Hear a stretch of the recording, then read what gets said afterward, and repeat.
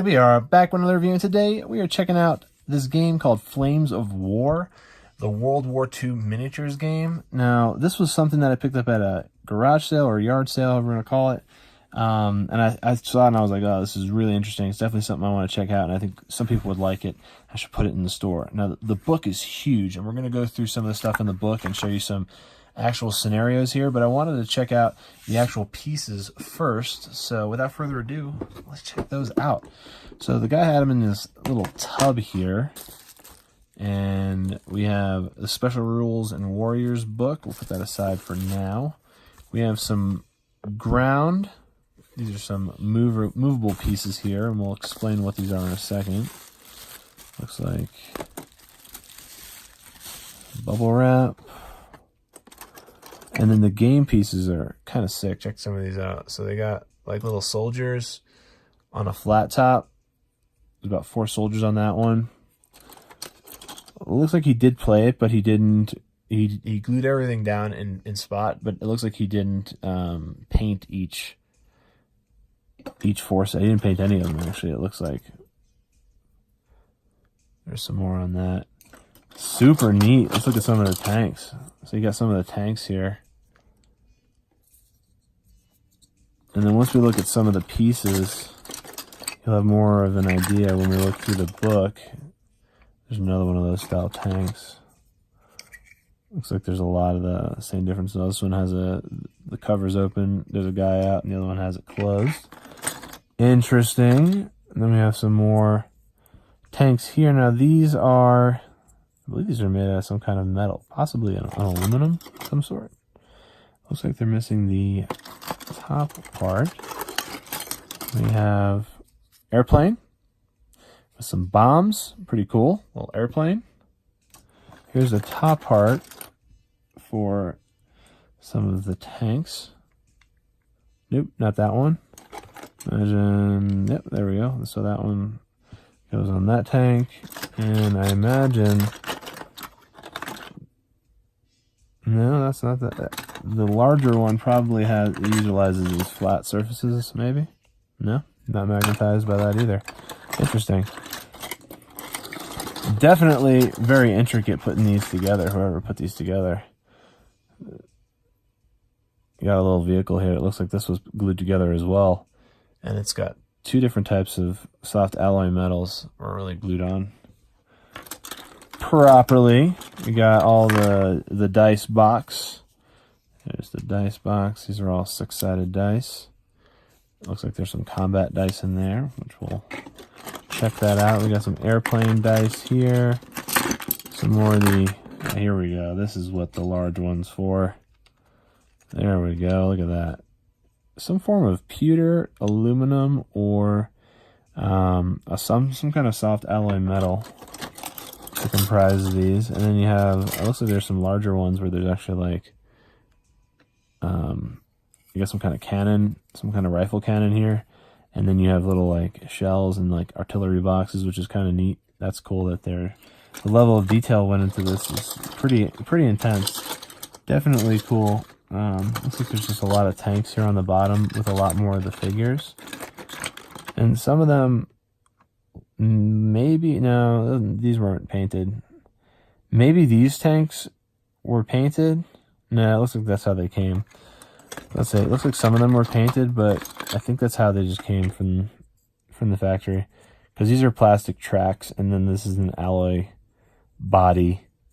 So the difference is, oh, look at that. We got a little Jeep here with 2 dudes driving it. That's pretty cool. So definitely some interesting stuff. Got another one of those little tanker cars.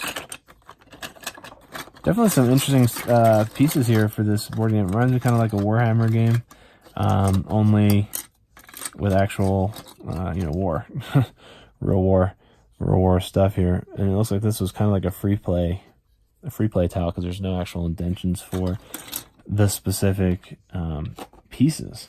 So let's put some of this back in the box and let's check out what the game would look like if it was completely painted and you went through the details of it. Now, again, if you have like a game like Warhammer or Hero Quest, Dungeons and Dragons, any of these types of role-playing or fantasy strategy full-on games, the level of detail is up to you how you want to proceed forward with that. By painting, how intricate you want to paint them. Do you want to paint the entire figure? Do you want to paint the details of the figure? So let's put this aside for now, and let's check out the book that comes with it. And this has fully rendered and painted vehicles and figures, so you can see exactly the level of detail of what it can look like and what like a technical, I guess, war zone would look like. So as you can see right there, there's some action shots. You can see the flat plastic boards that have the soldiers on there are fully painted. Soldiers are covered in grass, so they put some modeling grass on the flat plastic boards to make it look very real, along with the surroundings they created here. You can literally relive out World War II. You have a snow scene here where there was actually fake snow put in, and the soldiers actually have white hats and white camouflage to kind of give it a scenic view. Here you have another town view right here. These are actual gameplay shots. These aren't CGI or artistic renderings. This is actual real paintings and used models for the game. You can see this one has more of like a grass or a desert field type grass on there. And the vehicles are painted accordingly as well. And then let's check out some. Here we got some action shots where it looks like they used some kind of a yarn or fabric to illustrate fire and an explosion of a tank. Here you have some rubble. I mean, the detail that's going into this to create these scenes are pretty intense and pretty awesome. And then you have scenes like this where there's just full-on grass on each of the tiles, which just makes it look even more realistic. Here's some terrain interests for the player, which gives you some examples of some of the terrains: tree lines, rough hills, fences, hedges, houses, railways.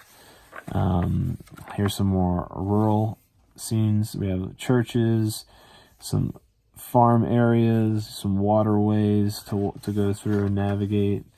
You have movements explained here with tanks and vehicles, movements of tanks and vehicles, movements of players. Now look at some of these up-close shots of some of the rendered players. That's pretty cool how they rendered all those characters with the faces. You can see the faces are all individually painted. They even put lips, nose, and eyes on each of the players' faces, which is very intricate in detail. Here we have some more movements explained. They have an illustration of a destroyed Soviet anti-tank gun. Here's some more movements illustrated. Now, obviously, the trees and all the scenery isn't included. It's to the level of depth that you want to take it to. You can make it as real as you want. You can have scenes like this where each of the vehicles are painted to their direct scenic, color match, which is cool. Or you can leave them as they are, I imagine, and you can just play them as is. And you have these airplane scenarios as well, where I guess it looks like they're on like some kind of clear stands, which weren't included with this particular one. There's also like, look at that, there's some rubble, destroyed buildings. Here's some more buildings that are up here. Pretty cool. This is a very elaborate board game. Definitely a different level of board game. This isn't your basic strategy. This isn't your Risk. I mean, look at the level of detail here. We have flames shooting out of the top, flame inserts shooting out of the top of the cannon. Absolutely epic level of detail going into this. If there was a game like this that had zombies in it, how sick would that be? To have this level of detail in a zombie game. I mean, look at the seasons, the different season changes here. There's even, look, foam smoke clouds over here, smoke ammunition, snipers out in the winter. There's even smoke clouds shooting out of this gun. It's crazy the level of detail that went into this. Wow. More smoke clouds. Crazy. Here's the desert environments where all the tanks are painted in a tan fashion.